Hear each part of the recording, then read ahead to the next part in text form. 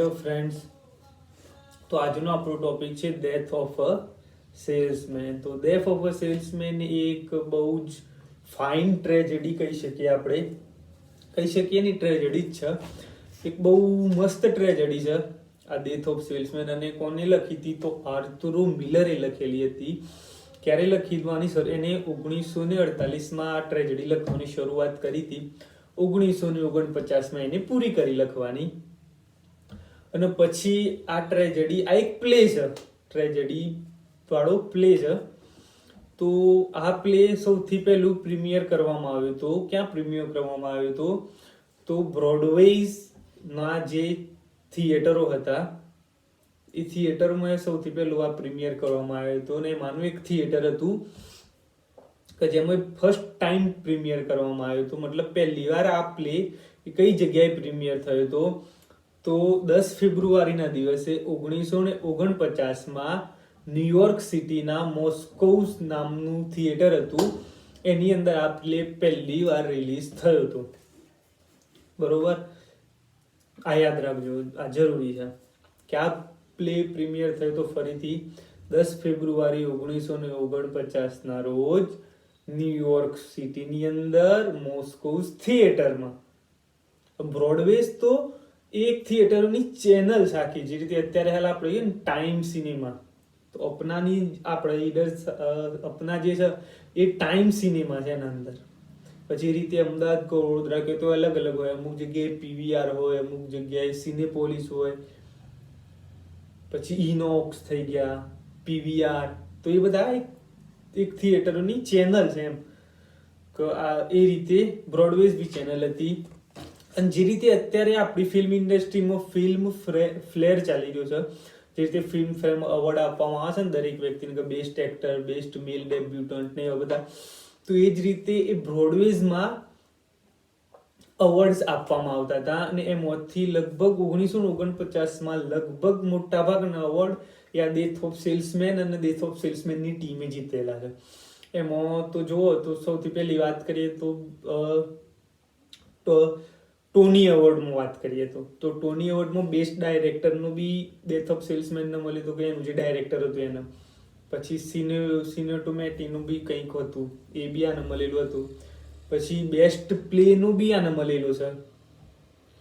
પછી best writer of the play એ બી આર્થુરો મિલરને મળેલું છે, ટોની એવોર્ડ ઓના માટે. અને પછી ફરીથી આર્થુરો મિલરને મળેલું છે કે પુલિત્ઝર એવોર્ડ. કયો છે? પુલિત્ઝર એવોર્ડ મળેલો છે. એ કોને મળેલું છે પુલિત્ઝર એવોર્ડ? પુલિત્ઝર એવોર્ડ એ આર્થુરો મિલરને મળેલો છે, ના તો ડેથ ઓફ સેલ્સમેનને નહીં મળેલું. એ ખાસ યાદ રાખજો. પુલિત્ઝર એવોર્ડ હોય છે બેસ્ટ રાઇટર માટે, બેસ્ટ ડ્રામા માટે. બેસ્ટ ડ્રામા લખેલું તો આને આર્થુરો મિલરે લખ્યું હતું, એટલે મિલરનો એવોર્ડ મળ્યો હતો. Moving on. તો આ વાત તો થઈ ગઈ આપણે ડેથ ઓફ સેલ્સમેનની, કે કઈ રીતે એ લખાયો પ્લે, કે એની પ્રસિદ્ધિઓ શું છે પ્લેની, એ વાત કરી દીધી આપણે. તો હવે આપણે જોઈશું કે પ્લેમાં શું હતું. તો હજી એક વાત રહી ગઈ પ્લેની. તો આ પ્લે એટલો બધો ફાઇન હતો, તો આના ઘણા બધા ઇન્ફ્લુઅન્સ બી હતા, અને એમાંથી એક ઇન્ડિયા પણ હતું. તો આ ડેથ ઓફ સેલ્સમેનની ઇન્ડિયામાં કોપી થયેલી છે, એ પણ બેંગાલી લેંગ્વેજમાં, કે જેનું નામ છે ફેરીવાલર મિરિથ્યુ. આ તમે એક્ઝામમાં લખવું હોય તો લખી શકો છો, ના લખો તો પણ વાંધો નહીં. તો ફરીથી જોવું, બેંગાલમાં એની ટ્રાન્સલેટ થયું છે ફેરીવાલર મૃત્યુ. અને પછી આપણા બી એક બોલિવૂડના ડાયરેક્ટર છે ફિરોઝ ખાન. તો એ ફિરોઝ ખાને બી એનું હિન્દી અને અંગ્રેજી એમ 2 લેંગ્વેજમાં એની મૂવી બનાવેલી છે, સતીશ કૌશિકને લઈ. સતીશ કૌશિક કે જે ગોવિંદા જોડે ઘણી બધી મૂવીમાં આવેલા છે, તો સતીશ કૌશિક જોડે લઈને એમની મૂવી બનાવી હતી આજ, અને એનું નામ રાખ્યું હતું સેલ્સમેન રામલાલ. બરાબર, આ તો જસ્ટ એક્સ્ટ્રા નોલેજ. તમને ઈચ્છા હોય તો લખવાની એક્ઝામમાં, ક્વેશ્ચનમાં, ના ઈચ્છા હોય તો ના લખવાની. મૂવિંગ ઓન, આગળ જોઈએ આપણે. તો વાત થતી હતી પ્લેની, બરોબર. તો પ્લેમાં શું છે? તો એક તો આપણે જાણીએ છીએ ટ્રેજેડી તો છે જ, બરોબર. તો જોઈએ તો આ પ્લે એ વિલી લોમન નામનો એક સેલ્સમેન હોય છે કે જેની ઉંમર હોય છે 63 યર્સ, કે જે 63 વર્ષનો વૃદ્ધ સેલ્સમેન હોય છે. એના વિશે સ્ટોરી છે. અને આ પ્લેમાં લગભગ એની લાઈફના છેલ્લા 24 કલાક જ બતાવવામાં આવે છે. મોટે ભાગનું છેલ્લા 24 કલાકમાં અંદર વર્તતી હોય છે. પરંતુ વિલી લોમન એક કેરેક્ટર કેવો બનાવ્યો છે, તો એ બહુ બહુ મસ્ત કેરેક્ટર બનાવ્યો છે. જોજો તમે તો વિલી લોમન એક એના બહુ લાંબા સમયથી 63 વર્ષ સુધી પણ એને સફળતા મળી નથી હોતી. એને એક સક્સેસફુલ સેલ્સમેન થવું હતું. કોના જેવું થવું હતું? તો એક સિંગલમેન કરીને હતો, ડેવ સિંગલમેન. હા, ડેવ સિંગલમેન, કે જેનો આઈડિયલ હતો, જેને જોઈને ને ડેવ સિંગલમેનની ફ્યુનરલમાં ગયો હતો આ વિલી લોમન. અને એની ફ્યુનરલ જોઈને એને એમ થયું કે હું ખરેખર સેલ્સમેન બનું, કેમ કે ડેવ સિંગલમેન એ સક્સેસફુલ સેલ્સમેન હતો ને એની ફ્યુનરલમાં છે ને બહુ જ બધી પબ્લિક આવેલી હતી. એટલે એને એમ થયું કે હું બી આવો સેલ્સમેન થઈ જાઉં, હું બી બહુ સક્સેસફુલ થયો. એટલે પછી એ સેલ્સમેન બન્યો તો વિલી લોમન. તો વાત કરીએ વિલી લોમનની, તો વિલી લોમન એને 63 વર્ષ સુધી પણ સફળતા મળતી નથી. એટલે એ અંદર જ અંદર ઘૂંટાતો હોય છે. અને ઘૂંટાતો હોય છે ને એના કારણે ડિપ્રેશનમાં જતો રહે છે. અને ડિપ્રેશનના કારણે એ અલગ અલગ એની મેન્ટલ સ્થિતિ એ વર્સ્ટ થતી જાય છે. તો આમાં કેવું બતાવેલું હોય છે કે વિલી લોમન જ્યારે નોર્મલી સપોઝ લિન્ડા જોડે વાત કરી રહ્યો છે, લિન્ડા એની વાઈફનું નામ હોય છે, લિન્ડા લોમન. તો એ લિન્ડા જોડે વાત કરી રહ્યો છે, કંઈક નોર્મલ કન્વર્સેશન ચાલી રહી છે બંનેની, કાજુ ઓફિસથી આયા, થાકી ગયા, આમ તેમ. તો સડનલી વિલી લોમન શું કરતો? તો વિલી લોમન એક પ્રેઝન્ટમાં પાસ્ટમાં જીવતો. મતલબ અત્યારે હાલ લિન્ડા જોડે એની વાતચીત ચાલી રહી છે પ્રેઝન્ટમાં, અને પછી સડનલી લિન્ડાએ કંઈક પાસ્ટમાં કોઈ ભૂલ કરી હોય અથવા પાસ્ટમાં કંઈક એવો બનાવ બન્યો હોય, તો એક જેનાથી લોમનનો ગુસ્સો આવ્યો હોય, એ બનાવને એ બહુ યાદ કરી એ પ્રેઝન્ટમાં એ બનાવ જીવતો અને લિન્ડાને ધમકાવતો.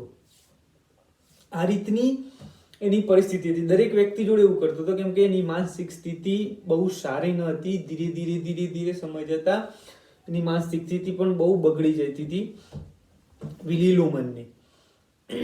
એટલા માટે એનું કેરેક્ટર જ એ રીતે બતાવવામાં આવ્યું છે, વિલી લોમન જ એવું બતાવવામાં આવ્યું છે કે જેના લીધે એનું character સમવટ angry and often obsessive ને એવું બધું એનું કેરેક્ટર થતું હોય છે.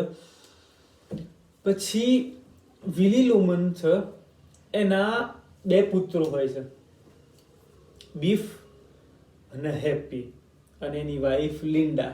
એમ આ 4 જણનું ફેમિલી હોય છે. એમના પર અત્યારે આવીએ છીએ. પછી એક 5 જણ હોય છે, બેન, કે જે વિલીનો મોટો ભાઈ છે. અને વિલીનો મોટો ભાઈ એ બહુ નાની ઉંમરે એમની સિટી છોડીને જતો રહેતો હોય છે આફ્રિકન અમેરિકન કોન્ટિનેન્ટ્સમાં ફરવા માટે. અને ત્યાં જઈને પછી ડાયમંડનો બિઝનેસ અપનાવે છે અને બહુ જ સફળ થાય છે, બહુ જ અમીર થઈ જાય છે એને. ઇન શોર્ટ, બેન જોડે દરેક વસ્તુ હોય છે કે જે વિલીને પોતાની ફેમિલી માટે જોઈતી હોય છે. બેન એનો મોટો ભાઈ હોય છે, પણ પછી બેન મરી ગયેલો હોય છે. આમાં બહુ નાની ઉંમરે અમીર થઈ ગયો હોય છે અને બહુ જલ્દી મરી પણ ગયો હોય છે. તો એ આફ્રિકામાં ડાયમંડનો બિઝનેસ કરતો હોય છે. તો આ વાત થઈ બેનની, બરોબર છે. પછી વાત કરીએ આપણે એના સૌથી મોટો પુત્ર બીફની, બીફ લોમન. તો બીફ લોમન એ હાઈસ્કૂલમાં બહુ સારો ફૂટબોલ પ્લેયર હોય છે, સોકર પ્લેયર હોય છે. પરંતુ એના સર્કમસ્ટેન્સીસ બહુ એવા થાય છે કે મેથમાં ફેલ થઈ જાય છે. અને મેથમાં ફેલ થયા પછી પણ એ કોલેજમાં હાઈસ્કૂલમાંથી ડ્રોપ આઉટ થઈ જાય છે અને પછી ફાર્મિંગ તરફ વળી જાય છે. અને એ બહુ ઈસ્ટમાં ગયેલો હોય છે ફાર્મિંગ કરવા માટે. પછી એનો નાનો સન છે હેપ્પી લોમન. તો હેપ્પી લોમન શું હોય છે? હેપ્પી લોમન એસોસિએટ હોય છે એ આસિસ્ટન્ટ બાયરની એક કન્વીનિયન્ટ સ્ટોરમાં. એ બહુ આસિસ્ટન્ટ બાયરનો એસોસિએટ હોય છે એમ. કન્વીનિયન્ટ સ્ટોર એટલે મતલબ જે ગ્રોસરી સ્ટોર હોય છે ને, આપણે જેમ સુપર માર્કેટ કહેતા હોય છે, દરેક પ્રકારની વસ્તુ મળી રહે, એ રીતનો સ્ટોર હોતો હોય છે એ સાઈડ.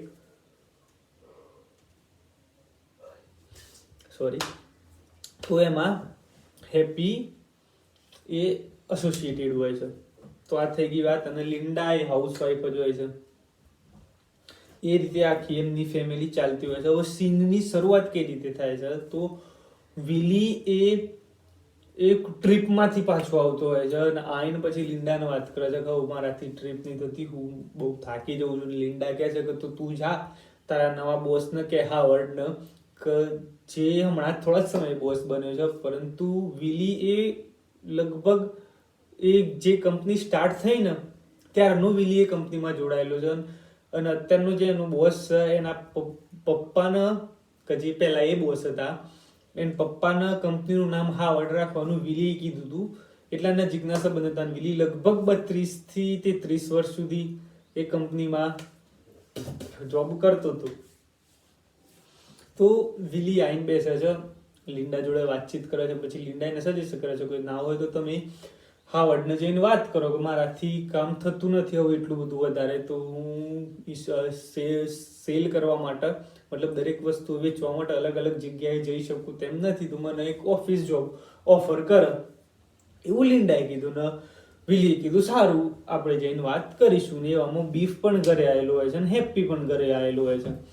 તો હવે લિન્ડા છે એ બીફને વાત કરશે કે બીફ, તારા પપ્પાની પરિસ્થિતિ બહુ ખરાબ છે, એમને 2 વાર સુસાઇડ એટેમ્પ્ટ કર્યું છે અને બંને વાર સદનસીબથી બચી ગયેલા છે, પરંતુ એમની માનસિક સ્થિતિ દિવસે ને દિવસે થોડી વધારે બગડતી જાય છે. તારે કંઈક કરવું પડશે, બીફને કીધું લિન્ડાએ કે તારે કંઈક કરવું પડશે, નહીં તો તારા પપ્પાને કશું થશે તો એનો જવાબદાર તું જ રહીશ. તો બીફને ચિંતા થવા લાગી, કેમ કે બીફ ત્રણ વ્યક્તિઓની વાત કરીએ, વિલી, બીફ અને હેપી, ત્રણેયમાંથી કોઈ સક્સેસફુલ નહોતું, એટલું નહોતું જેમ કહીએ તો બી ચાલે. તો બીફ પણ અનસક્સેસફુલ હતો, એ બી ખેતીમાંથી પાછો જાય તો હમણાં જ. તો બીફે પછી રાત્રે એ લોકો ડાઇનિંગ ટેબલ પર જમતા હતા, એ વખતે બીફે વાત કરી કે પપ્પા મારા જોડે એક સારું બિઝનેસ પ્રપોઝલ છે, કાલે હું ઓલિવરને મળવા જઉં છું, એનો એક્સ એમ્પ્લોય છે, એ ઓળખે છે એમ જો તો પૈસા લેવા માટે, એટલે કે હું એ વ્યક્તિ જોડે જઉં અને એ મને પૈસા આપશે તો હું શાંતિથી એ પૈસા લઉં ને આપણે બિઝનેસ કરશું, પછી તમારે નોકરી કરવાની બી જરૂર નહીં રહે એમ. અને વિલીએ પણ કીધું કે હું કાલે જઉં છું, મારા બોસ જોડે વાત કરું, એ મને ભલે ઓછી સેલરી તો ઓછી સેલરી પણ ડેસ્ક જોબ આપે એવો હું પ્રયત્ન કરું છું. તે રીતે બંને જોડે વાતચીત થઈ ને પછી બંને સવારે સેમ દિવસે એક જ ટાઈમે બંને નીકળી પડ્યા. વિલી ગયો એની ઓફિસમાં એના બોસ જોડે મળવા અને બીફ ગયો એ ઓલિવરને મળવા. બીફ એ લગભગ 6 કલાક સુધી બેસી રહ્યો ઓલિવરને મળવા માટે, પરંતુ એ છતાંય ઓલિવર મળ્યો નહીં એને. અને એ સમયે બીફને ખબર પડી કે ઓલિવરની મનમાં મારા વિશે કોઈ પણ લાગણી અથવા મારી કોઈ વેલ્યુ નથી ઓલિવરની નજરમાં. એ જ બીજી બાજુ જ વિલી ગયેલો તેના બોસ હાવર્ડ જોડે, અને હાવર્ડે ઉપરથી જોબ એને ના આપવા કરતા એને જોબ માંથી જ નીકાળી દીધો, વિલીને જ ફાયર કરી દીધો. વિલી અનએમ્પ્લોય થઈ ગયો. તો હવે વિલી, હેપ્પી અને આ બીફ એ ત્રણે પછી પતાયા પછી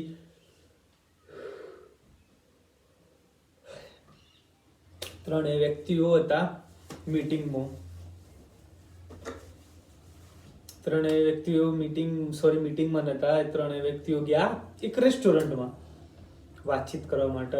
બીફે હેપ્પીને વાત કરી દીધી કે હારું યાર મને ઓલિવરે પૈસા નહીં આપે, આખો પ્રોગ્રામ ફેલ ગયો.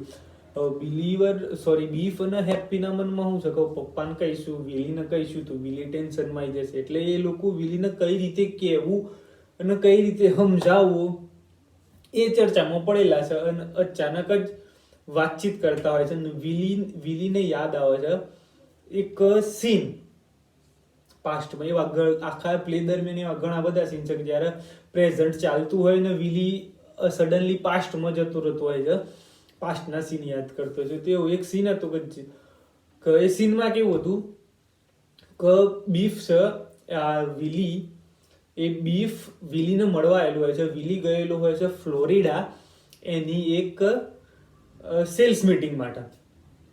અને આપણે અગાઉ વાત કરીએ એ મુજબ કે બીફ એ મેથેમેટિશિયનમાં ફેલ થયો તો જેના લીધે એને હાઈસ્કૂલ ડ્રોપ આઉટ કરવી પડે. તો એ સમયની વાત છે. તો એ સમયે બીફ ગયો તો વિલી જોડે એને ફ્લોરિડા વિઝિટ કરવા માટે અને કહેવા માટે કે મારે આ રીતનું થઈ જાય તો તમે સરને વાત કરો કે મારા ગ્રેડ વધારે જેને લીધે મારે હાઈસ્કૂલ ડ્રોપ આઉટ ના થવું પડે. પરંતુ એ વખતે ગયો અને એને વિલીને એક બીજી સ્ત્રી જોડે હોટલમાં જોઈ કે જે તે હોટલની લગભગ રિસેપ્શનિસ્ટ હતી. તો એને જોયું કે એના પપ્પાનો અફેર ચાલુ છે અને એનાથી પછી એને નક્કી કર્યું કે મારે આવું કશું કરવું નહીં, કોલેજ ડ્રોપ આઉટ થયો અને પછી ખેતી તરફ વળી ગયો. સોરી, અરે બગાસો બહુ આવી છે આજે. તો ક્યાં હતા? હા, તો એ ખેતી તરફ વળી ગયો અને એ વખતે એ એના પપ્પાના શબ્દો બોલ્યા હતા, you piece of shit, you pony piece of shit, આવા શબ્દો બોલ્યો હતો. તો અત્યારે હાલ કે જ્યારે એ રેસ્ટોરન્ટમાં વાતચીત કરી રહ્યા છે એ વખતે વિલી આ શબ્દો યાદ કરીને બીફ ઉપર ગુસ્સે થઈ આર્ગ્યુમેન્ટ કરે એના જોડે કે તું આવું કરું છું વ્યવહાર, મારા જોડે સારો વ્યવહાર નથી કરતો, આમ તેમને એમ કહીને પછી રેસ્ટોરન્ટમાંથી જતો રહે છે. અને બીફ અને હેપી એ પણ બંને નીકળી જાય છે. પરંતુ એ ઘેર નહીં જતા, એ બારમાં જાય છે. કંઈક અને હેપી છે ને એ વુમેનાઇઝર હોય છે. વુમેનાઇઝર મતલબ સ્ત્રીઓ પ્રત્યે વધારે એને એટ્રેક્શન હોતું હોય છે. તો એની બે છોકરીઓ ઉઠાવી હોય છે, પિકઅપ કરી હોય છે, સિમ્પલ કહીએ તો પટાઈ હોય છે આપણી ભાષામાં. હેપી બે છોકરીઓ પટાઈ, તો બીફ અને હેપી એ બંને છોકરીઓ લઈને જતા રહેતા હોય છે. પછી થોડી સમય પછી લગભગ સવારે કે આવતા હોય છે ઘેર, એ વખતે લિન્ડા એ લોકોને બોલે છે ઘરમાં પહેતા પહેલા, તમે તમારા પપ્પા જોડે કેમ આ રીતે વર્તન કરો છો, તમારા પપ્પાને કેમ આ રીતે મૂકી દીધા, આમ ને તેમ ને, એ બધી વાત કરે છે.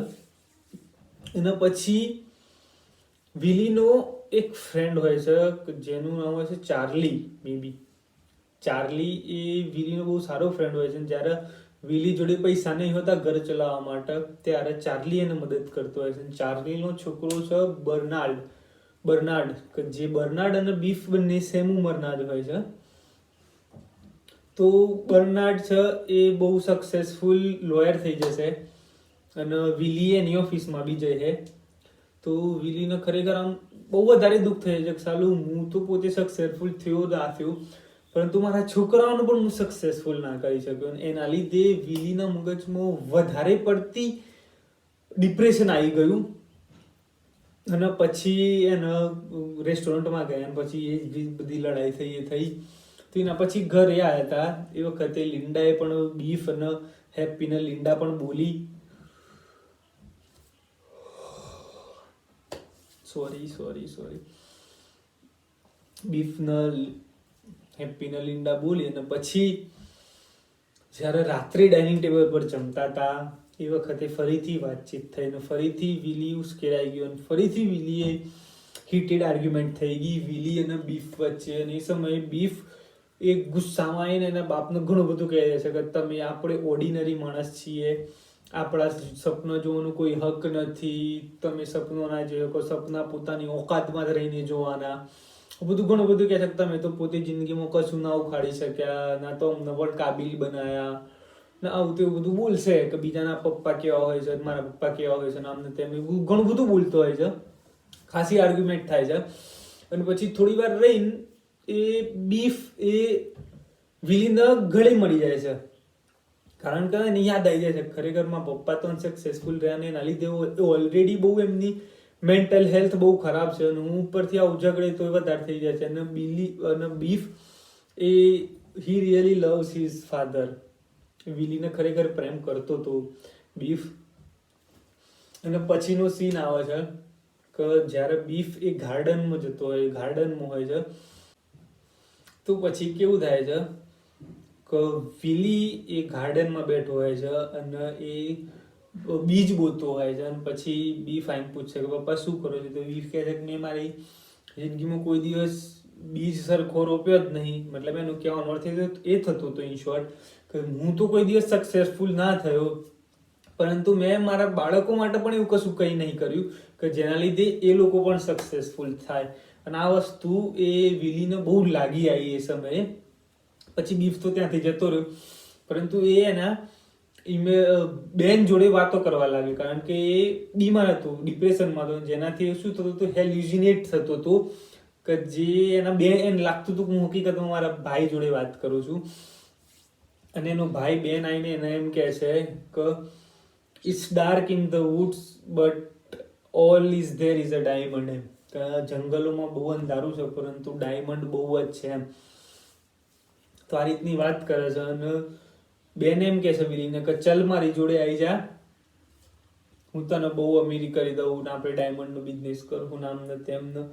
અને પછી સમયે વિલી એવું વિચારે છે કે વિલીના જોડે માત્ર બીજું કશું જ નહીં હોતું, પરંતુ વિલીને એમ થાય કે જો હું મરી જઈશ તો મારો જે લાઈફ ઇન્સ્યોરન્સ છે એ લાઈફ ઇન્સ્યોરન્સના પૈસાથી એ મારા પરિવારને મદદ થશે. અને એટલા પૈસાથી બીફ કે બીફ કોઈ પોતાનો નવો બિઝનેસ સ્ટાર્ટ કરી શકશે, કે ગમે તે કંઈક કરી શકે એ પૈસાથી. થોડી ઘણી લેગસી મળશે મારી એને, કે જેના લીધે એ સક્સેસફુલ બની શકે. એવું વિચારીને વિલી એ સુસાઇડ કરી દેશે. પરંતુ ફરક એટલો પડે છે, હવે સુસાઇડ કરી દીધો ને પછી સીન આવે એની ફ્યુનરલનો. ફ્યુનરલનો સીન કેવો છે કે ફ્યુનરલના સીનમાં માત્ર ને માત્ર 4-5 જ જણા છે, એની ફેમિલી, પછી એનો જે ફ્રેન્ડ હતો એ ચાર્લી, એ બધા જ જણા છે. અને પછી એ વખતે બીફ એવું ડિસાઈડ કરે છે કે હું મારા પપ્પાના કદમ ઉપર નહીં ચાલે, હું સેલ્સમેન નહીં બને, હું ઓર્ડિનરી માણસ છું, હું ઓર્ડિનરી જ સપના જોઈએ એ રીતે. પરંતુ હેપ્પી છે એના પપ્પાથી બહુ થોડી વધારે લગાવણ હોય છે એને, એટલે હેપ્પી નક્કી કરે છે કે હું અમારા પપ્પાના કદમ ઉપર ચાલે, હું એક ગ્રેટ સક્સેસફુલ સેલ્સમેન બનીશ. તો આ રીતે ખતમ થાય છે આ પ્લે આખો, ડેથ ઓફ અ સેલ્સમેન. તો આ તો play death of a salesman બહુ ટ્રેજેડી છે. પરંતુ આ હું તમને એક્સપ્લેન કરી કે તમે કોઈ જગ્યાએ વાંચશો તો બી એટલી બધી એક્ઝેક્ટ તમને ખબર નહીં પડે, અથવા તમે સમજી નહીં શકો કે એ કેમ એટલી બધી ગ્રેટ ટ્રેજેડી કહેવામાં આવતી હતી. અને તમારા જો ખરેખર ઇન્ટરેસ્ટેડ હોય આ વસ્તુમાં, કારણ ખરેખર જો જોયું હોય તો એ આ આખો play death of a salesman A YouTube પર અવેલેબલ છે, તો તમે ત્યાં જઈને જોઈ શકો છો. લગભગ કંઈક સમથિંગ 2 કલાક ને 10 મિનિટની આસપાસનો છે આખો પ્લે. તો એ તમે જોઈ શકો છો જો તમને ઇન્ટરેસ્ટ હોય તો. પછી હવે વાત કરીશું આપણે એક્ઝામની. તો એક્ઝામમાં કઈ રીતે ક્વેશ્ચન પૂછાતા હોય છે આના. તો આના લગભગ મને ખ્યાલ છે ત્યાં સુધી 2 રીતે જ પૂછાતા હોય છે આના ક્વેશ્ચન. તો એક તો હોય છે કે નોર્મલી કે તમે આ death of salesman story explain કરો, અથવા આર્થર મિલરને ડેથ ઓફ સેલ્સમેનને કેમ ગ્રેટ ટ્રેજેડી ગણાય છે એ સમજાવો, એવું બધું. અને બીજી ક્વેશ્ચન આવે છે કે એનું પ્લોટના લીધે એનાલિસિસ કરો. તો પ્લોટના લીધે એનાલિસિસ તો કઈ રીતે કરવું, તો આપણે એ જોઈએ. તો પ્લોટના લીધે એનાલિસિસ અહીંયા કરેલું છે. તો એમાં જુઓ, સૌથી પહેલી આપેલી છે ઇનિશિયલ સિચ્યુએશન. પ્લોટ મતલબ શું કહેવાય? આપણે પ્લોટ શેને કહેતા હોય છે કે જેના પર આપણો પ્લોટ શું કહીએ? કોઈ જમીનનો ટુકડો લીધો, સપોઝ આપણે કોઈ ઘર બનાવવાનું છે, બરોબર? તો એના માટે આપણે જે જમીન લીધી છે એના આપણે પ્લોટ કહેતા હોઈએ છીએ. તો સેમ એ રીતે આપણો જે આખો પ્લે છે એનો બેઝ શું છે, એ શેના ઉપર બનાવીએ છીએ આપણે, તો એ થઈ એનો થયો પ્લોટ. કોઈ પણ મૂવીની જે સ્ટોરી કહીએ આપણે, એ સ્ટોરી કહેવાય એનો પ્લોટ, કે જેના ઉપર એ આખી મૂવીઝ બનશે અથવા જેના ઉપર એ આખો પ્લે બનશે. બેઝ ઇન શોર્ટ કહીએ ને, પ્લોટ મતલબ બેઝ. તો બેઝનું એનાલિસિસ શું કર્યું? તો સ્ટોરીમાં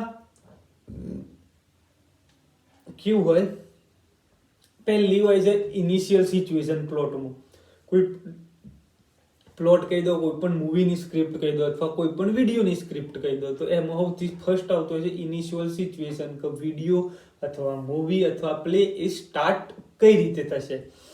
તો આપણા અહીંયા ઇનિશિયલ સિચ્યુએશનમાં શું હોય છે? તો વિલી એ ડ્રાઈવ કરીને બેક આવ્યો હોય છે. ડ્રાઈવ એટલે ગાડી ચલાવીને બેક આવ્યો છે, લિન્ડા એની જોડે વાતચીત કરતી હોય છે. બીફ એનો છોકરો એ વેસ્ટમાંથી ખેતી કરીને પણ પાછો આવેલો હોય છે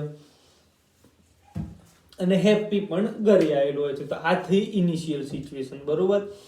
પછી બીજું છે કોન્ફ્લિક્ટ.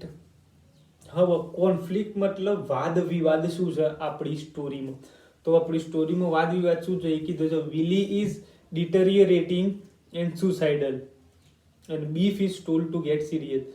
Deteriorating એટલે થાય કે પ્રોગ્રેસિવલી વર્સ થવું, કોઈ પણ વસ્તુ પ્રગતિથી ખરાબ થવી, એમ સમયાંતરે એ વસ્તુ વધારે પડતી બગડવી એને કહેવાય ડેટેરિએટિંગ. અને વિલીની મેન્ટલ હેલ્થ એ સમયે બગડતી જતી હતી. સપોઝ કોઈને અલ્ઝાઇમર હોય, જો એની ટ્રીટમેન્ટ ના કરે તો શરૂઆતમાં એ થોડુંક ભૂલવા લાગે. યુઝ્યુઅલી પોતાનું અમુક વસ્તુ ભૂલી જાય, પાણીની ટાંકી ચાલુ કરીને બંધ ના કરે, પછી મીઠું વધારે નાખી દે, એ બધી નોર્મલ શરૂઆત થાય એવી જમવામાં. એનું પછી ધીરે ધીરે વધારે ભૂલતું જાય, પોતાનું ઘરનું એડ્રેસ ભૂલી જાય, પોતાનું નામ ભૂલી જાય, પોતાના બાળકોનું ભૂલી જાય, ઘણીવાર તો પોતાના બાળકોના ચહેરા પણ ભૂલી જાય. સો એવું બધું થતું હોય છે. તે રીતે જ આની પણ વિલીની પણ મેન્ટલ હેલ્થ બગડી જતી હતી, બગડવાની શરૂઆત થઈ ગઈ હતી, બગડતી હતી સમયાંતરે. તો લિન્ડાએ, જેમ આપણે વાત કરીએ, લિન્ડાએ બીફને કીધું કે તું સિરિયસ થઈ જા, નહીં તો તારા પપ્પાને જે થશે એનું સંપૂર્ણ જવાબદાર તું રહીશ. તો બીફ ઉપર પણ એક પ્રકારની જવાબદારીઓ આવી ગઈ હતી. તો એ થયો આપણા પ્લોટનો કોન્ફ્લિક્ટ. પછી છે કમ્પ્લિકેશન.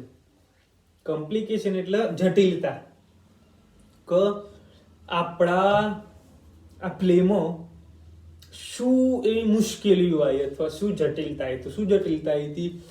તો એક આવી હતી, એક વિલીને નોકરીમાંથી બહાર નીકાળી દે છે અને બીફને એ જે પૈસા લેવા ગયેલો હોય છે એને એ પૈસા પણ નથી મળતા. તો આ થયો આપણો કોમ્પ્લિકેશન, જટિલતા થઈ. પછી છે ક્લાઇમેક્સ. ક્લાઇમેક્સ એટલે શું કે? ક્લાઇમેક્સનો મતલબ થાય the most intense part of something. Climax મતલબ તમે કોઈ મૂવી જોવો છો કે જેમાં સસ્પેન્સ અથવા થ્રિલર મૂવી છે. તો તમને હું વધારે એક્ઝામ્પલ આપું તો રિસેન્ટ એક્ઝામ્પલ આપું તો મની હાઇસ્ટ, બરોબર. તો મની હાઇસ્ટમાં જેમ પ્રોફેસરને એ લોકો બેંક ઓફ સ્પેનમાંથી કઈ રીતે બહાર નીકળવાના છે એ જેમ ધીરે બતાવતા ગયા, તો એ જે સમય હતો કે જે વખતે તમે બહુ ઈચ્છા થઈ ગઈ કઈ રીતે બહાર નીકળે, તો એ થયું ક્લાઇમેક્સ. કે જે વખતે most intense part of something કહીએ કે, તો એ જ્યારે એ થયું એનો ક્લાઇમેક્સ, જ્યારે પ્રોફેસર બેંક ઓફ સ્પેનમાં આવે છે, પછી ડેનવરને પેલા લઈ જાય છે, એ જે સીન ચાલી રહેતા હોય છે, પછી બંનેને લટકાઈ દે છે, પ્રોફેસરને લિસ્બનને બંનેને લટકાઈ દે છે અને એ બધી વાતો, એ ક્લાઇમેક્સ હતું ઇન શોર્ટ. તો ક્લાઇમેક્સ એટલે સમજી ગયા તમે. તો અહીંયા આપણા પ્લેના ક્લાઇમેક્સમાં શું હોય છે? આપણા પ્લેના ક્લાઇમેક્સમાં એવું હોય છે કે એન્ડિંગમાં જ્યારે બીફ અને આ વિલી એ બંને જબ્બર ઝઘડતા હોય છે. વાત કરીને ડાઇનિંગ ટેબલ પર જમતા ઝઘડતા, પછી બિલી બહાર જઈને કહે છે કે હું બીજ રોપું છું ને એ બધું.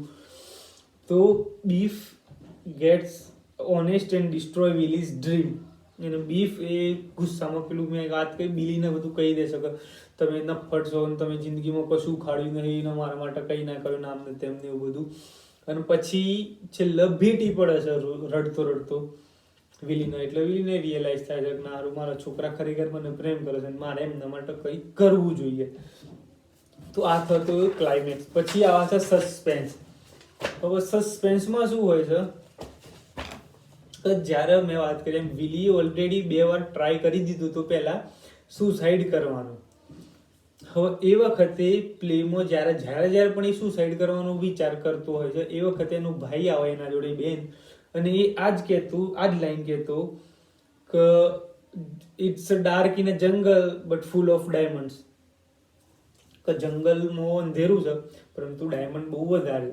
પરંતુ એ જાણ્યા પછી વિલી સુસાઇડ ના કરતો અથવા સુસાઇડ કરવામાં ફેલ થયો, બરોબર છે. પણ લાસ્ટ ટાઈમ કે જ્યારે એ બીજ રોપતો તો એ વખતે પણ આવું થયું, જેના લીધે આપણે સસ્પેન્સમાં હતા કે હવે ખરેખર વિલી સુસાઇડ કરશે કે નહીં કરે.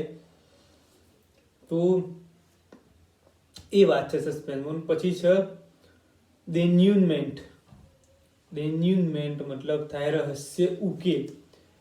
કે મની હાઇસ્ટમાં જ્યારે જે રીતે થઈ વાત કે પ્રોફેસરને કઈ રીતે બહાર નીકળવાના છે, અને પછી આપણને ખબર બી પડી કે જે જનરલ જ એમને બહાર કાઢવાનો છે અને એમને બીજા દેશમાં મોકલી દેવાનો છે. તો એ રીતે થયું એનું ડેન્યુનમેન્ટ, રહસ્યનો ઉકેલ થયો.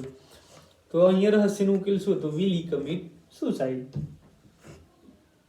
બરોબર. અને પછી આવે કન્ક્લુઝન કે આખા પ્લોટનો જે આખા જે પ્લેમાંથી છે આપણે શું ઉપસાહાર કાઢી શકીએ પ્લેમાંથી. તો એનો ઉપસાહાર છે કે Biff rejects his father misguided dream but Happy runs with it. શું કહે છે કે જ્યારે એની ફ્યુનરલનો ટાઈમ હોય છે એ વખતે બધા ફેમિલી મેમ્બર્સ ત્યાં હોય છે. તો એમાંથી બીફ ડિસાઇડ કરે છે કે હું એ મારા પપ્પાના નકશા કદમ પર એમનું જે મિસગાઇડેડ ડ્રીમ હતું એને હું ફોલો કરવાનું નથી. હું એક ઓર્ડિનરી માણસ છું, તો હું ઓર્ડિનરી માણસ તરીકે જીવે, એનો ઓર્ડિનરી લાઈફ જીવે અને ઓર્ડિનરી રીતે મરી પણ જઈશ.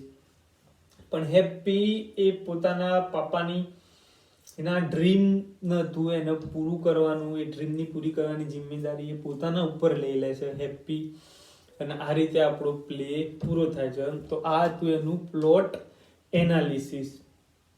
જો પ્લોટ એનાલિસિસ પૂછે તમને તો આ રીતે લખી શકીએ આપણે કે પેલી ઇનિશિયલ સિચ્યુએશન, પછી બીજું બધું આવ્યું કોન્ફ્લિક્ટ, કમ્પ્લિકેશન, પછી સસ્પેન્સ, પછી ક્લાઇમેક્સ કહી દો, પછી કન્ક્લુઝન થઈ ગઈ, પછી ડેન્યુનમેન્ટ.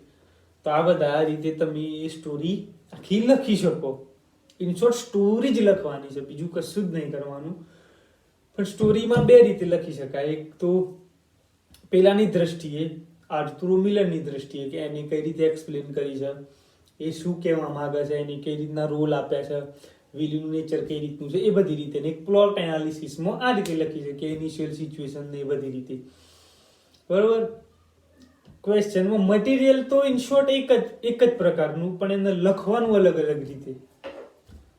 મૂળ મુદ્દે તો તમારે સ્ટોરી યાદ રાખવાની. ઇન શોર્ટ આ રીતનું હતું વિલી લોમન જોડે, આ રીતના પ્લેમાં થયું, આ રીતે એ મળ્યું હતું. બરાબર. Thank you so much. That's been my time. Thanks for watching this video.